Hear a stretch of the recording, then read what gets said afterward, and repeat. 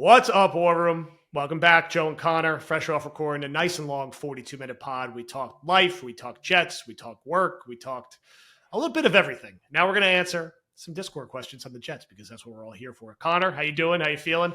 Feeling good. I love this section of the week because I try not to read the questions for the show as much as I can. There's some that I just like to answer in there, but it's a true pinata of Jets mayhem. It is. First question from Flip 7077. And if I read some names wrong, it's because I'm reading them without my glasses, and I'm blind without my glasses. Who is your favorite? Holy crap, I totally forgot he was on the Jets. I always forget about Isaiah Crowell and how he holds the single game rushing record for the Jets. Who could forget that? Was it Jets Broncos? He ran for like 260 yards or something. It was completely insane. I forget. And week one against Detroit that year, he had like a 70-yard touchdown run. He had a lot of long runs, which is just very bizarre. I think, didn't he also do the fake pooping out the football celebration? The butt wipe. Yeah. He wiped his butt. And then they lost to the Browns at Baker Mayfield immediately after that. So what's crazy to me, I guess finish the question and then I'll do whatever I'm going to do. So like, holy crap, I completely forgot that dude was on the Jets. Now, to be fair, this can't be like, I don't think this could be like CJ Spiller was on the Jets for 3 games at the end of one season. I think it's like someone who is just a meaningful player very randomly for like maybe 1-ish seasons. Crowell's a great shout because I do always forget he was the running back on that team. He was sort of like between, when they handed things off from Ivory, they were sort of in this gray area. This was before Brees. It was before like Le'Veon Bell and Frank Gore. So that's a great shout. I'm trying to think of a comparable one. I think over time, Jermaine Kearse will kind of be a player like this. Yes, like he had like 850 yards and was like the Jets' leading receiver for Josh McCown one year. I'd have like a decent productive season. Austin Seferian-Jenkins. That was going to be my answer. Yeah. He was kind of a guy for a while, not just for the Jets, but in general. The thing is with ASJ, he was a very interesting college player. Like people were fascinated by him, especially in the draft community. And then he went top 40 and it was like, whoa, he ended up going top 40 because he always had all the talent. And then he kind of just floated around with the Bucks for those first couple of years, didn't really do a ton. Felt like his NFL career was on the ropes. And then he got that second shot with the Jets. I believe he had some off-field problems. So the Jets tried to help him get right. And it's funny, I remember his flashes being so big, but can you believe across, 20 games with the Jets, he only had like 460 receiving yards. How about Kellen Winslow? Scored the first touchdown of his season, I think in 2013 from Geno. That's a good callback for sure, man. So Crowell, I want to get back to Crowell. Crowell in that year with the Jets, he only had 685 rushing yards. It felt like he had such they were all in one game. Yeah, they were all in one game, basically. What's funny is he did average almost 5 yards a carry, which is bizarre. But so the Jets signed Le'Veon Bell in the offseason and cut Crowell. I was wondering, why did Crowell never play after that? Because he was efficient. It's decent, yeah. With the Jets. Like, he's definitely at least an RB2 on a team. He signed with the Raiders. That spring, he tore his Achilles. He never played again.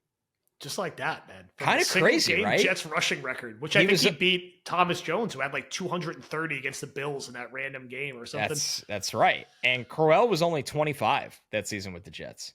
That's such a So I wonder long term. I think people will forget that Plaxico Burress was on the Jets for a season, and he had like 8 touchdowns. He was actually like pretty good. It's not like he was bad that year. I remember he had 3 touchdowns against the Chargers, and I was at that game. He was decent.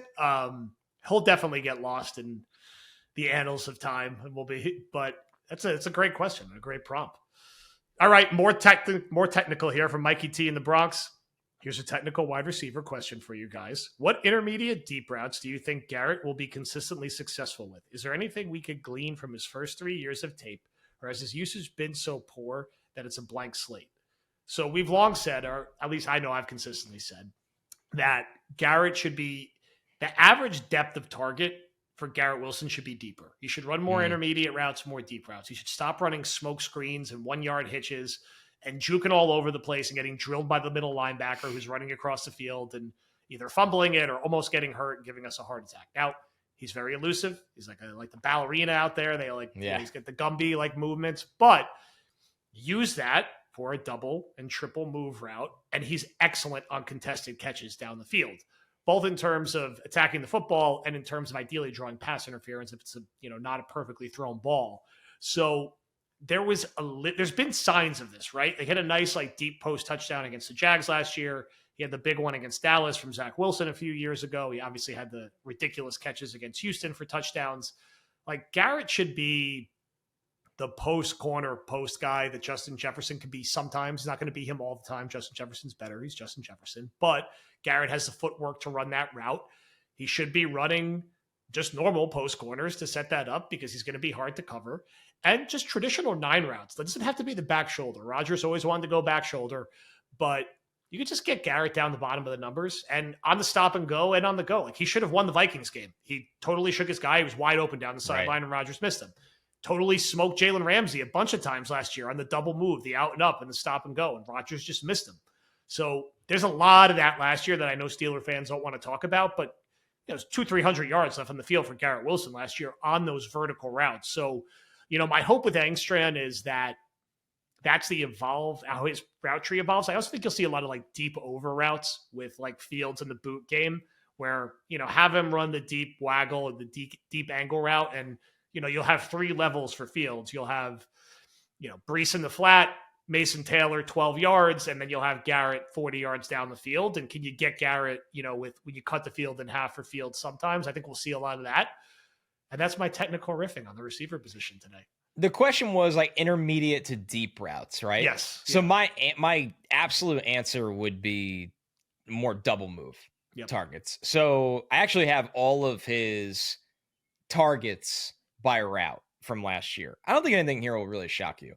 Garrett had 162 targets last year. He had 18 screen targets. He had 1 speed out, 23 slants, 25 outs, 6 ins, 21 hitches, 4 corner routes, only 2 post routes. So that your answer is 100% right. Yeah. That's insane. 31 go balls, which I feel like Rodgers just like airmailed. So like a lot of those feel very empty calorie targets. Yes. 5 back shoulders, 2 end zone fades, 12 crossing routes, 3 whip routes, 4 double moves, and 3 out of the backfield. So that's all per PFF. But I mean, yeah, I think there is obviously just way too few post routes and double moves.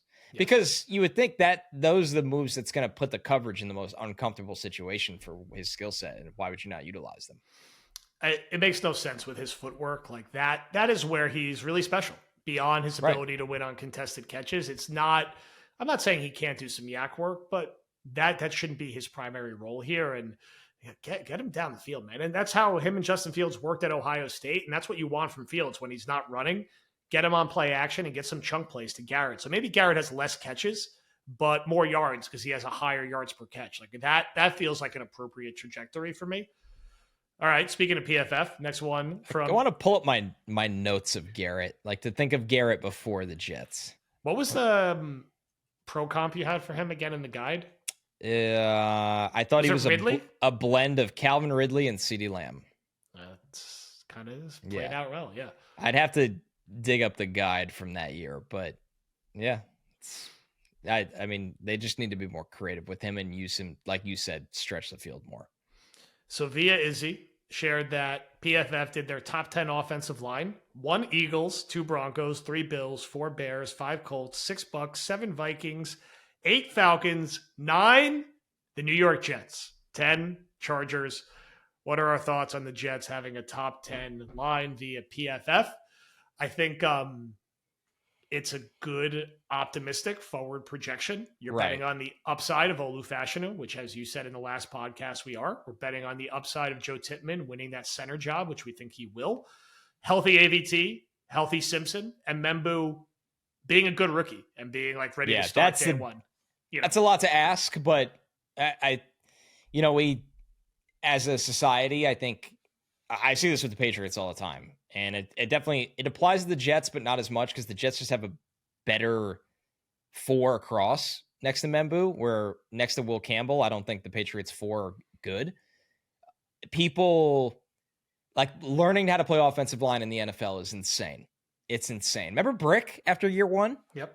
It's like, it's going to take a little while here. Yeah. It's going to take a little while. I think there's going to be some tough moments for Membu this year. Like there has to be. Yeah. There has to be. He's 21.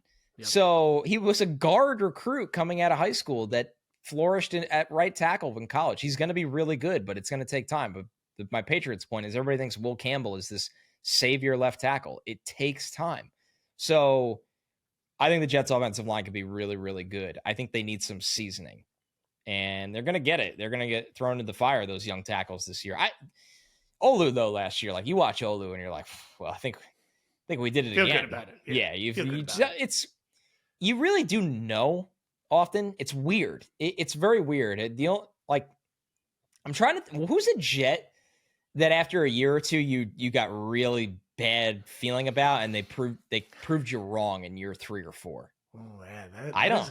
Good question. It's amazing how often you'll like get the reverse is always true. It's like, wow, Lorenzo Malden's awesome. And then he never makes a play again. You'll have rookie flashes where you're like, I think this guy could be pretty good. And then he just falls off a cliff. But we knew really early, Sauce, Garrett. Yeah. They were all like, you kind of knew. Here's a good one. Watch rookie year Bilal Powell. He looked like LaMichael. He looked like LaMichael P. Run. Could not do anything. You're like, oh, this guy can't play. And that was kind of like the MO on him. Like he doesn't have the juice to be a pro. I swear to God, he looked like a completely different player the rest of his career compared to how he looked year 1. I thought I could promise you if I was doing a podcast in the Jets on Powell, in which I was like, he's not going to make the team in year 2. Like they got to find something else at running back. There you go. He ended up being one of my favorite players the last 15 years here. Powell is the best answer because Powell had nothing as a rookie. He had some flashes his second year. I believe he was good his third year. And then he didn't really get utilized his fourth year. And you were kind of like, I think this kind of ran its course. And then I don't know what the hell happened, but the second half of his career, he found a different gear and he was such a good receiver. Watch his touchdown that I just randomly tweeted it from the Badlands account. This is a great Chan Gailey call against the Giants in 2015 where he lines up out wide and he catches the screen breaking in. Like, never forget, if Bilal Powell was healthy, the Jets make the playoffs that year and probably win a playoff game or two. And if Todd Bowles didn't randomly bench Chris Ivory for Stevan Ridley, who knows what happens, but man, now I'm getting angry. But Powell still tweets about the Jets. He should be on the pod at some point. We're due to have him on at some point. I'll see what we could do there. That'd be a lot of fun. It's funny. This era of the Jets has failed miserably at having like lifelong alumni. Yep. Bilal Powell played for 9 years in the NFL, all with the Jets. He's one of like the real feel good stories with the Jets. Underdog Fantasy. Get your best ball drafts in. Promo code Badlands for a deposit match. Join one of the private drafts. You can still use Pick'em depending on the state you're in. CR, how you feeling about your draft game with everything getting close? Underdog's running so many tournaments right now. It's hard to not just try to jump in a different one every single day. The prize payouts are freaking awesome on those. So if you don't have enough people to get a private draft going, jump in a tournament and play a couple different rosters that way. Underdog Fantasy, promo code Badlands.